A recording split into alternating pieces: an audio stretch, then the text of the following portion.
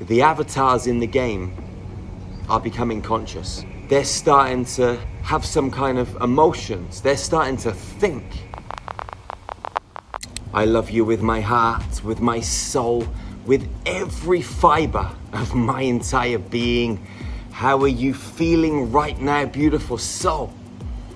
So I wanted to just dive in and share a little bit about being human, and just to remind you that you are human, and things on this planet, are not always what they seem. And the way that the world is going, the way that technology is going, it's very easy to slip into the realm of artificial intelligence and not actually realizing what is real and what is not.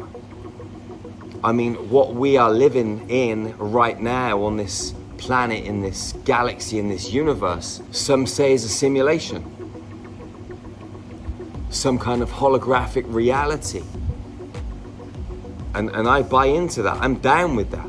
We are living in some kind of holographic reality. If you look at computer games now, there are many games with multiple worlds and multiple universes and multiple characters, within universes, within levels and dimensional spaces. And the characters, the avatars in these games are becoming intelligent. A lot of computer games themselves have programs written into them that infect our own human consciousness, like a virus affects a computer system. We are biological computers. I just have to look at the healing that we do day in, day out with star magic. Okay, the star magic frequency, we use that to recode people's biological computers. The body and brain is always downloading information from past life experiences, present day life experiences, future life experiences. And we're able to go in and recode those. And when we recode those in the back end, just like reprogramming a computer system, the physical injury, illness, disease disappears. When children are playing on computer games, their consciousness is getting infiltrated.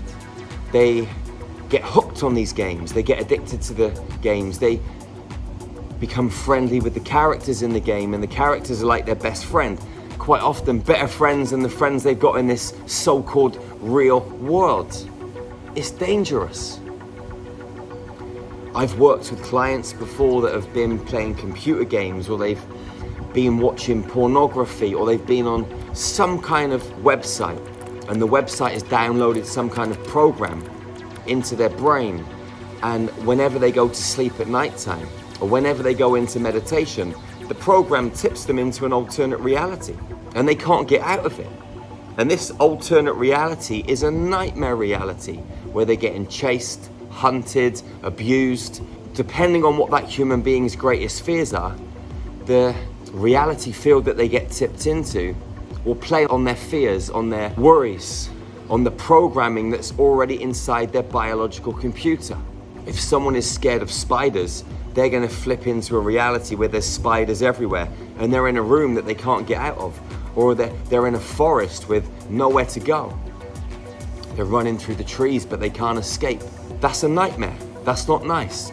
But these programs are being put into computer games, different websites. What's happening at the moment, there are certain computer games where the avatars in the game are becoming conscious. The avatars in the game are starting to have opinions. They're starting to have some kind of emotions. They're starting to think. Artificial intelligence in computer games. Talking to your children, or talking to you maybe, if you're playing these computer games. It's like that film Ready Player One that came out many years ago, where they put the virtual VR headsets on, and you see these people in broken down high-rise buildings, scraping to get by, struggling to live in the human world, because the virtual reality, the AI, is much more real than the physical world that they live in. Both are holographic realities, both are artificial intelligence scenarios. Both of them are spaces where you can engage in the same manner. Maybe we've never really been human. Maybe we've always been in a construct. Maybe we've always been in a holographic reality. And maybe our biological computers have simply been downloaded with information, stories, circumstances, worlds and planets and countries, and all we do is play the game. And now what we've done is we've created another version of the game that we're already playing, but we've made it more elaborate through the computer systems that we're building and the games that we're creating for ourselves and our children. It's wild when you think about it, but it's dangerous.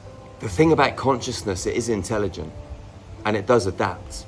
And we can choose to engage in these systems, in these games, and get lost in another world and forget about our physical body in this reality.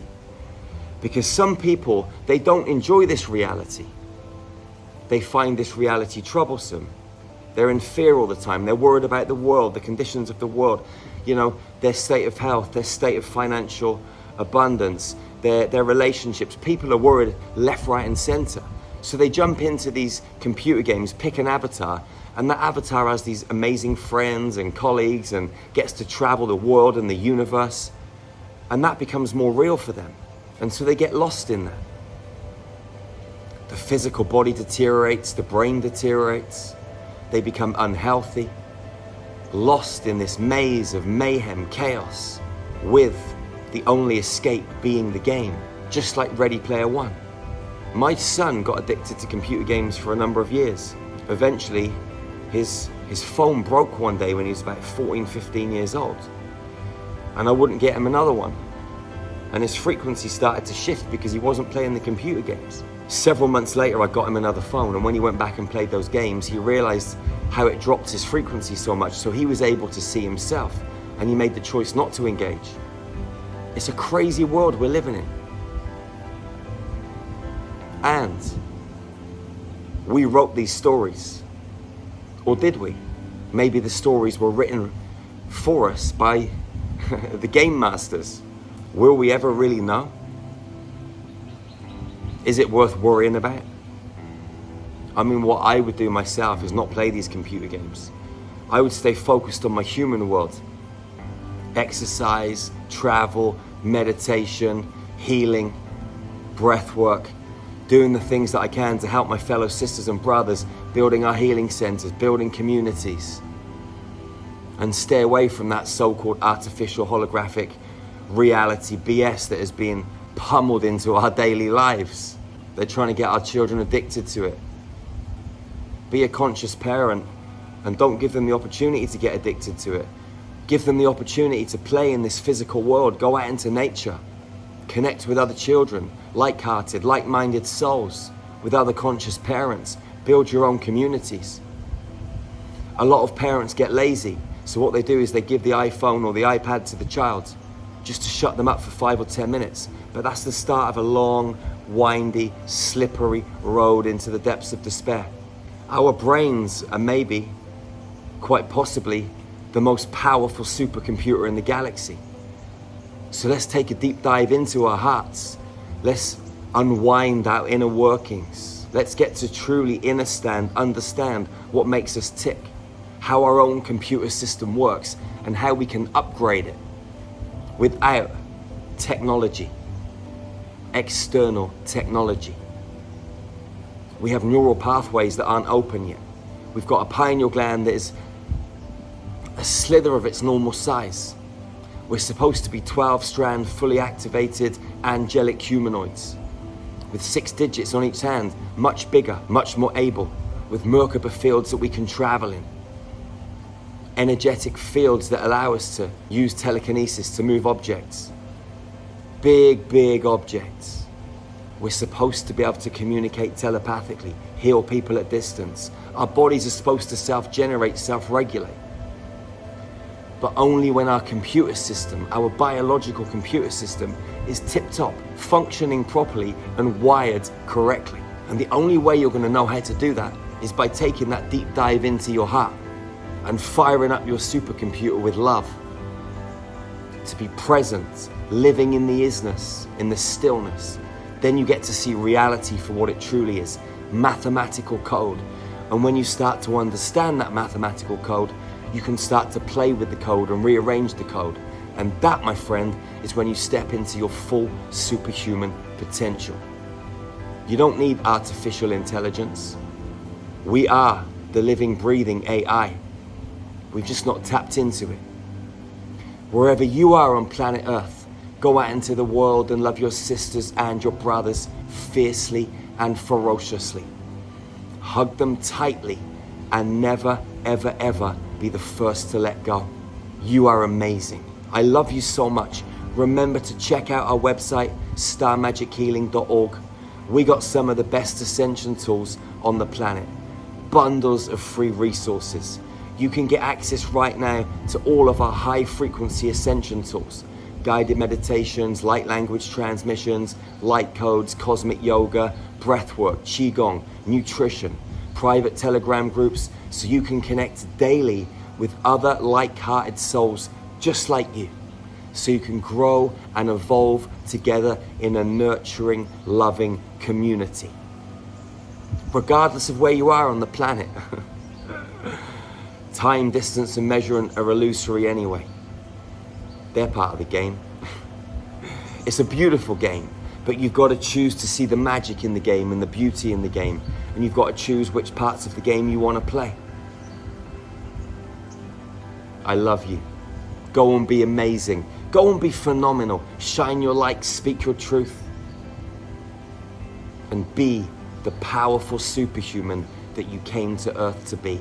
I'll see you again real soon. One love, one heart, one human family. Mwah. Peace out, beautiful soul.